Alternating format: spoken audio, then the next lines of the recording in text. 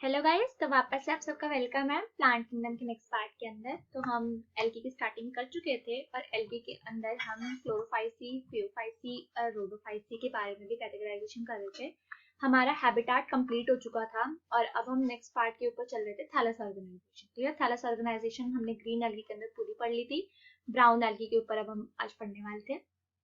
अब brown algae के अंदर फर्दर अगर मैं क्लासिफाई करने की कोशिश करूं यूनिसेल्युलर और मल्टीसेल्युलर फॉर्म, तो यूनिसेल्युलर फॉर्म्स जो होती हैं ब्राउन एल्गी के अंदर वो कंप्लीटली एब्सेंट होती हैं। Clear? Only multicellular forms present होती हैं, यूनिसेल्युलर फॉर्म्स आर एब्सेंट। सिर्फ मल्टीसेल्युलर फॉर्म्स प्रेजेंट होंगी। हमारे पास जो ग्रीन एल्गी है इसके अंदर यूनिसेल्युलर फॉर्म्स प्रेजेंट थी, जबकि मल्टीसेल्युलर फॉर्म्स और यूनिसेल्युलर दोनों थी, लेकिन ब्राउन एल्गी के अंदर यूनिसेल्युलर नहीं होती हमारे पास। तो ये थोड़ा इधर साइड कर देते हैं। अब मल्टीसेल्युलर फॉर्म के ऊपर आते हैं। मल्टीसेल्युलर फॉर्म्स वापस से हमारे पास ब्रांच्ड भी हो सकती हैं, अनब्रांच्ड भी हो सकती हैं, ब्रांच्ड फॉर्म एंड दूसरी अनब्रांच्ड फॉर्म, मल्टीसेल्युलर अनब्रांच्ड। तो मल्टीसेल्युलर अनब्रांच्ड फॉर्म जो होती हैं ये भी हमारे पास कंप्लीटली क्या होती है? एब्सेंट। अनब्रांच्ड के अंदर हम बोल सकते हैं फिलामेंटस फॉर्म जो होती है, एक single filamentous like spirogyra and ulothrix वाली। क्लियर? स्पाइरोगायरा फिलामेंटस फॉर्म का वैसे मतलब क्या होता है, कोई आइडिया? फिलामेंटस फॉर्म्स का मतलब क्या होता है हमारे पास कि यहाँ पर कॉलम ऑफ सेल्स प्रेजेंट होते हैं। ये सेल्स ये कॉलम बनाकर प्रेजेंट रहेंगे। इस टाइप के स्ट्रक्चर को हम क्या बोलते हैं? फिलामेंटस फॉर्म बोलते हैं, फिलामेंटस स्ट्रक्चर। तो हमारे पास यहाँ पर अनब्रांच्ड भी एब्सेंट होते हैं, यूनिसेल्युलर भी एब्सेंट था, अनब्रांच्ड भी एब्सेंट है। ओनली ब्रांच्ड फॉर्म यहाँ पर प्रेजेंट होती है हमारे पास। Branch forms are present. Clear? अब ये जो ब्रांच फॉर्म प्रेजेंट है हमारे पास, इसके अंदर वापस से फिलामेंटस जो है, फिलामेंटस ये हमारे पास होंगी। फिलामेंटस फॉर्म के अंदर जैसे मैं बात कर सकती हूँ एक्टोकार्पस की, एक्टोकार्पस हमारे पास फिगर भी है बुक के अंदर, एनसीईआरटी के अंदर। तो एक्टोकार्पस मेरे पास ब्रांच फिलामेंटस फॉर्म है। इसी के अंदर एक पैरेनकाइमेटस फॉर्म भी बोलते हैं। पैरेनकाइमेटस एल्गी का मतलब क्या होता है कि हमारे पास यहाँ पर जो एल्गी का मेरिस्टम है वो हर प्लेन के अंदर यानी 3 डायमेंशनली डिवाइड करता है। और ये कोई ऐसा परफेक्ट डिवीजन नहीं होता कि जितना इस डायमेंशन में हो उतना ही दूसरे डायमेंशन में भी होगा। 3 डायमेंशनली हर रीजन के अंदर वो डिवाइड करेगा और डिवाइड करते करते करते करते इंक्रीज हो जाता है। यानी ब्रांच फॉर्म भी है और पूरे 3D प्लेन के अंदर ये डिवीजन पैटर्न शो करते हैं हमारे पास। तो उस टाइप के एल्गी को हम क्या बोलते हैं? पैरेनकाइमेटस फॉर्म बोलते हैं। क्लियर? अब ये जो पैरेनकाइमेटस फॉर्म है इनके अंदर भी हमारे पास एग्जांपल है हमारी बुक के अंदर। आई थिंक लैमिनेरिया हो गया, फुक्कस हो गया, ये सारे हमारे पास कैसी फॉर्म्स होती हैं? पैरेनकाइमेटस एल्गी बोलते हैं। यहाँ पर हमारे पास स्पेस नहीं है तो हम इधर कर लेते हैं। अभी मैं इस रेड एल्गी को थोड़ा यूं कर देती हूँ। तो हमारे पास यहाँ पर ब्राउन एल्गी जो थी पैरेनकाइमेटस फॉर्म थी, इनके अंदर ब्राउन एल्गी के अंदर ना हमने कैल्प्स पढ़ा होगा, है ना? कैल्प्स हमारे पास क्या है बेसिकली कि जो ब्राउन एल्गीज होती हैं हमारे पास, वो ब्राउन एल्गी बहुत ही लंबी लंबी हाइट तक हो जाते हैं बेसिकली। तो ये हमारे पास इनके अंदर हम बोल सकते हैं कि सबसे ज्यादा ब्रांचिंग प्रेजेंट होती है। ब्रांचिंग प्लस ये सबसे ज्यादा हाइट तक एक्सटेंड हो जाती हैं, इवन 100 मीटर तक की हाइट तक पहुंच जाते हैं। तो एक्सटेंसिवली ब्रांच फॉर्म जो होती है हमारे पास, उस टाइप की फॉर्म को हम क्या बोल रहे हैं? कैल्प्स बोल रहे हैं। इनके अंदर अगर हम एग्जाम्पल की बात करें तो एग्जाम्पल हमारे पास क्या है? मैक्रोसिस्टस। ये हमारे पास ब्राउन एल्गी का एग्जाम्पल है जो सबसे ज्यादा डिवीजन करता है और बहुत ही लंबी लंबी हाइट तक पहुंच जाते हैं। क्लियर? उसके बाद यहाँ पर आई थिंक पैरेनकाइमेटस तो हो चुका, दूसरी चीज ग्रेट हाइट्स भी हो चुका। ओके, ब्राउन एल्गी हमारा कंप्लीट हो चुका है। ब्राउन एल्गी के अंदर हमारे पास इतना ही पोर्शन था। अब रेड एल्गी के ऊपर चलते हैं। रेड एल्गी हम नेक्स्ट स्लाइड के अंदर ले लेते हैं। रेड एल्गी, अभी हम बात क्या कर रहे हैं रेड एल्गी के अंदर? अभी हम बात कर रहे हैं थैलस ऑर्गेनाइजेशन की। Thallus organization in red algae. अब थैलस ऑर्गेनाइजेशन फर्दर में हम रेड एल्गी में भी डिवाइड करते हैं, यूनिसेल्युलर और multicellular form. Unicellular form and दूसरा मल्टीसेल्युलर फॉर्म। क्लियर? तो यूनिसेल्युलर फॉर्म यहाँ पर कंप्लीटली एब्सेंट नहीं होती, हमारे पास रेड एल्गी के अंदर यूनिसेल्युलर फॉर्म प्रेजेंट है, जैसे कि पोरफाइरिडियम, पोरफायरा जिसको हम बोलते हैं ना, पॉलिक्सिफोना पोरफायरा एग्जांपल है हमारे पास रेड एल्गी। तो यहाँ पर पोरफायरा जो है वो हमारे पास कौन सी एल्गी है? यूनिसेल्युलर एल्गी है। मल्टीसेल्युलर फॉर्म्स भी हमारे पास प्रेजेंट है, जैसे हमने पीछे बट्रैकोस्पर्मम में पढ़ा, बट्रैकोस्पर्मम फ्रॉग स्पॉन एल्गी जिसको मैंने बोला था बेसिकली। तो Batrachospermum हमारे पास कैसी एल्गी है, मल्टीसेल्युलर। अब हमारे पास ना रेड एल्गी के अंदर कुछ थोड़े इंपॉर्टेंट से टर्म्स या फिर एल्गी मैं बोल सकती हूँ, जैसे हार्वियला हमारे पास एक वो है एल्गी है, और ये एल्गी जो होती है जैसे रेड एल्गी हम इनको क्यों बोल रहे हैं, क्योंकि इनका कलर कैसा होगा, रेड होगा। लेकिन हार्वियला जो होते हैं कैसी होती है, कलरलेस रेड एल्गी होती है, कलरलेस रेड एल्गी होती है, क्योंकि हार्वियला कैसी है, ये एक पैरासिटिक फॉर्म है हमारे पास, पैरासिटिक एल्गी है, ये दूसरी एल्गी के ऊपर ग्रो करेगी, क्लियर। तो इसीलिए हमारे पास इसके पास कोई कलर नहीं होता, क्लोरोफिल एक तरह से मैं बोल सकती हूँ कि एब्सेंट है।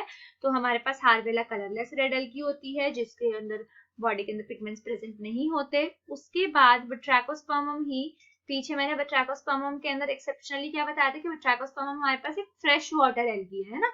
दूसरा यहाँ पर हमारे पास क्या है कि ये होती तो हमारे पास रेड एल्गी है, लेकिन इसका जो कलर होता है ना वो रेंज करता है कहाँ से कहाँ तक, ऑलिव ब्लू से ऑलिव ग्रीनिश ब्लू बोल सकती हूँ मैं।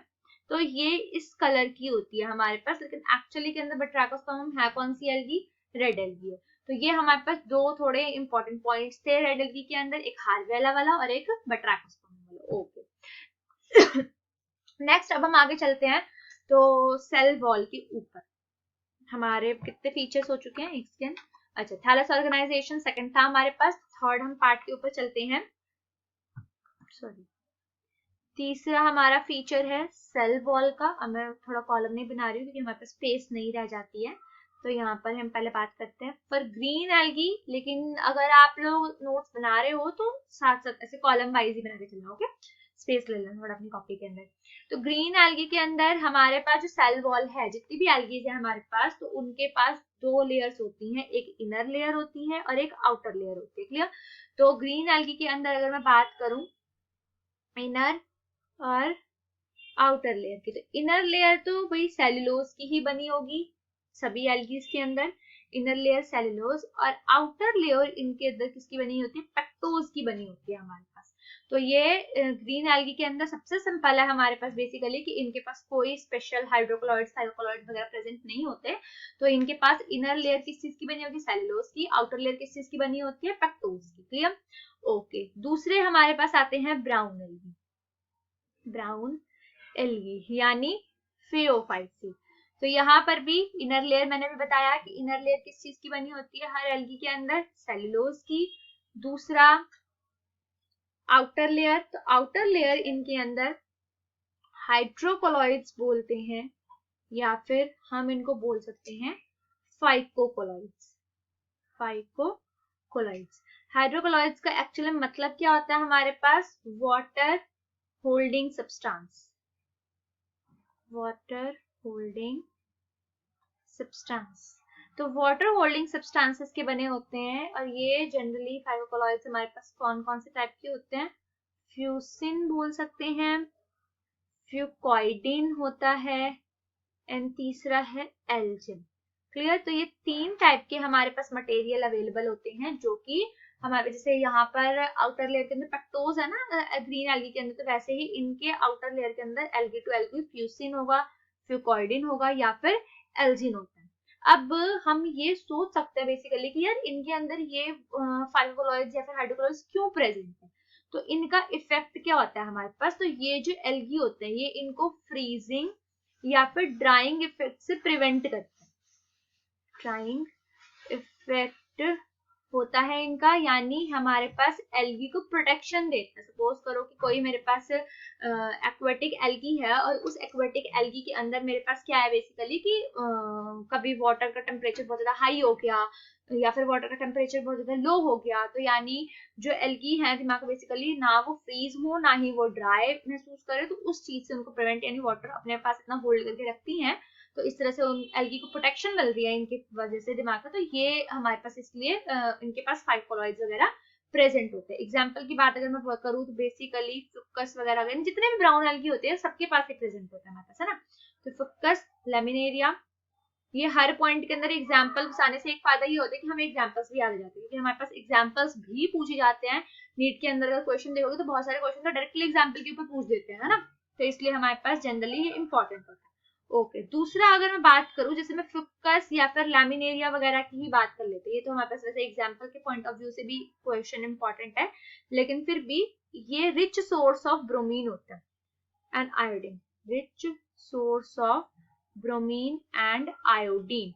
तो अगर किसी को हमारे पास गॉइटर की प्रॉब्लम है सपोज करो, तो वो सीधा सीधा हम इनको भी यूज कर सकते हैं as a treatment for goiter की, ताकि हमारे पास आयोडीन की जो कमी है उसकी बॉडी के अंदर वो दूर की जा सके। क्लियर इतनी चीज? तो ये हमारे पास ब्राउन एल्गी का थोड़ा वो है हमारे पास।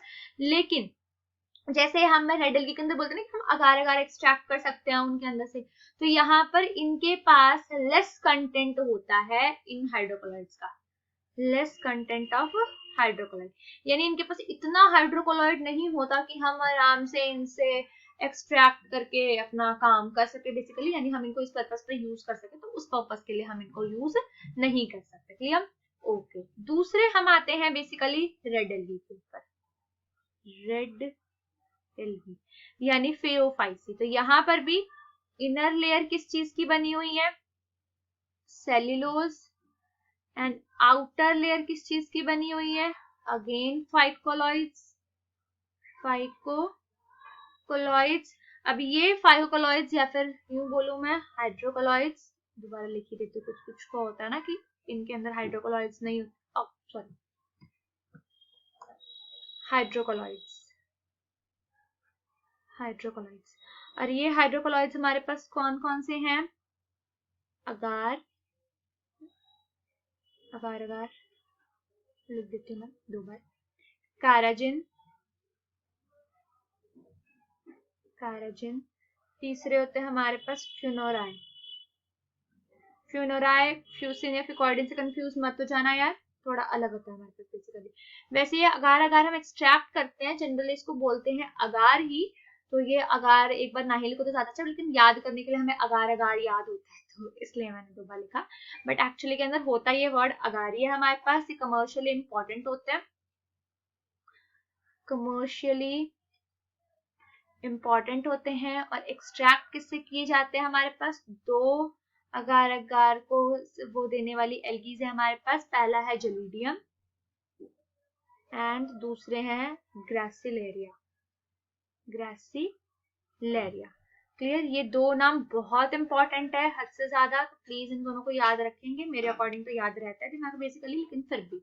और काराजिन से पता नहीं क्यों बहुतों को लगता है कि ब्राउन एल्गी के अंदर होगा, अगार इसके अंदर होता है, तो ऐसा कुछ नहीं होता, काराजिन भी रेड एल्गी के अंदर ही प्रेजेंट होता है, इन्हीं से एक्सट्रैक्ट किया जाता है अगर हमें जरूरत होती है तो। क्लियर? तो इसीलिए इन दोनों से हम अगार एक्सट्रैक्ट करते हैं, इसीलिए इनको अगारोफाइट भी बोलते हैं, अगारोफाइटा या फिर अगारोफाइट्स भी बोल सकते हैं बेसिकली। तो अगारोफाइटा, अगारोफाइट बात एक ही है हमारे पास जनरली, लेकिन इनसे कमर्शियली इंपॉर्टेंट अगार एक्सट्रैक्ट किया जाता है। ओके नेक्स्ट ये कौन सा फीचर था हमारा? थर्ड था सेल वॉल।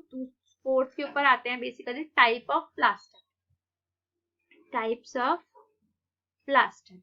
तो प्लास्टिड्स जो होते हैं वो डिफरेंट डिफरेंट टाइप्स के होंगे। सबसे पहले हम बात कर लेते हैं ग्रीन एल्गी के अंदर।